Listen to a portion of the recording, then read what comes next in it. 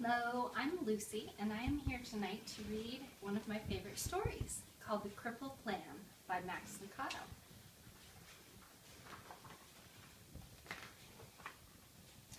Once upon a time, in a sunny valley, there lived a little lamb named Joshua. He was white with black spots, black feet, and sad eyes. Josh felt sad when he saw the other lambs with snow-white wool and no spots. He felt sad when he saw the other sheep with their moms and dads because he didn't have a mom or a dad. But he felt saddest when he saw the other lambs running and jumping because he couldn't. Josh had been born with one leg that didn't work right. He was crippled. He always limped when he walked. That's why he always watched while the other lambs ran and played. Josh felt sad and alone, except when Abigail was around. Abigail was Josh's best friend. She didn't look like a friend for a lamb. She was an old cow. She was brown with white blotches that looked like rain puddles on a path. Her belly was as round as a barrel, and her voice was always kind and friendly. Some of Josh's favorite hours were spent with Abigail. They loved to pretend they were on adventures in distant lands. Josh liked to listen to Abigail tell stories about the stars. They would spend hours on the hill looking into the valley.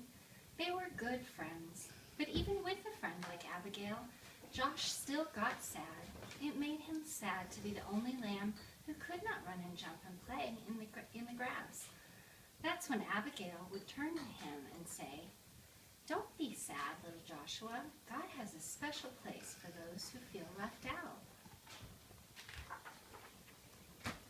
Josh wanted to believe her, but it was hard. Some days he just felt alone. He really felt alone the day the shepherds decided to take the lambs to the next valley where there was more grass. The sheep had been in this valley so long the ground was nearly bare. All the sheep were excited when the shepherd told them they were going to a new meadow. As they prepared to leave, Josh hobbled over and took his place on the edge of the group. But the others started laughing at him. "You're too slow to go all the way to the next valley. Go back, slowpoke. We'll never get there if we have to wait for you. Go back, Joshua." That's when Josh looked up and saw the shepherd standing in front of him. "They are right, my little Joshua. You better go back. The trip is too long for you.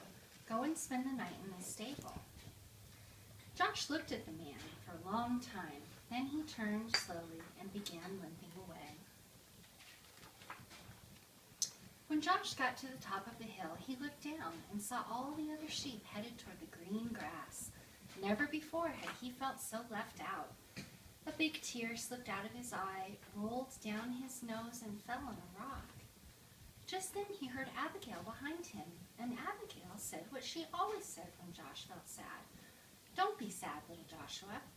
God has a special place for those who feel left out." Slowly, the two friends turned and walked to the stable together. By the time they got to the little barn, the sun was setting like a big orange ball. Josh and Abigail went inside and began to eat some hay out of the feed box. They were very hungry, and the hay tasted good. For a little while, Joshua forgot that he had been left behind. "Go to sleep, little friend," Abigail said after they finished eating. "You've had a hard day."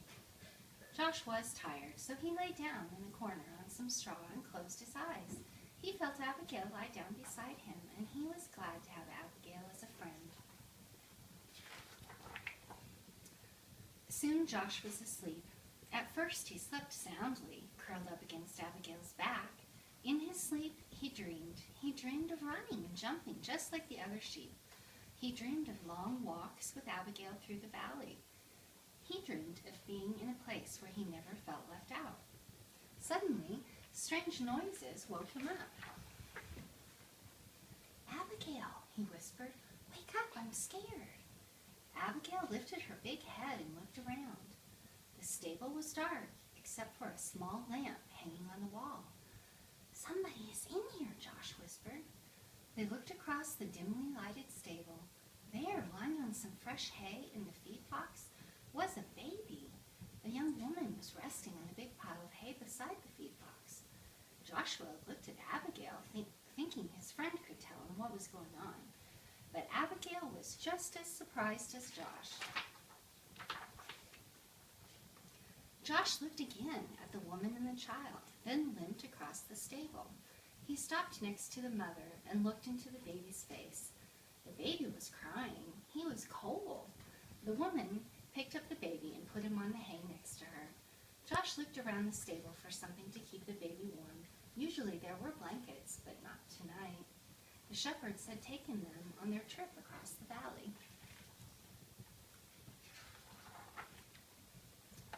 Then Josh remembered his own soft, warm wool. Timidly, he walked over and curled up close to the baby. "Thank you, little lamb," the baby's mother said softly. Soon the little child stopped crying and went back to sleep. About that time, a man entered the stable carrying some rags. "I'm sorry, Mary," he explained. "This is all the cover I could find." "It's okay," she answered. "This little lamb has kept the new king warm." A king? Joshua looked at the baby and wondered who he might be. "His name is Jesus." Mary spoke as if she knew Joshua's question. "God's son. He came from heaven to teach us about God." Just then there was another noise at the door. It was the shepherds, the ones who had left Joshua behind. Their eyes were big and they were excited. "We saw a bright light and heard the angels," they began. Then they saw Joshua next to the baby. "Joshua, do you know who this baby is?" He does now. It was the young mother who was speaking. She looked at Joshua and smiled. "God has heard your prayers, little lamb. This little baby is the answer."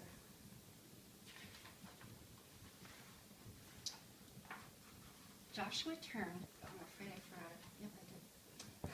That's okay. That happens. Joshua looked down at the baby. Somehow he knew this was a special child, and this was a special moment. He also understood why he had been born with a crippled leg. Had he been like the other sheep, he would have been in the valley. But since he was different, he was in the stable among the first to welcome Jesus into the world. Joshua turned and walked back to Abigail and took his place beside his friend. "You were right," he told her. "God does have a special place for me." The end.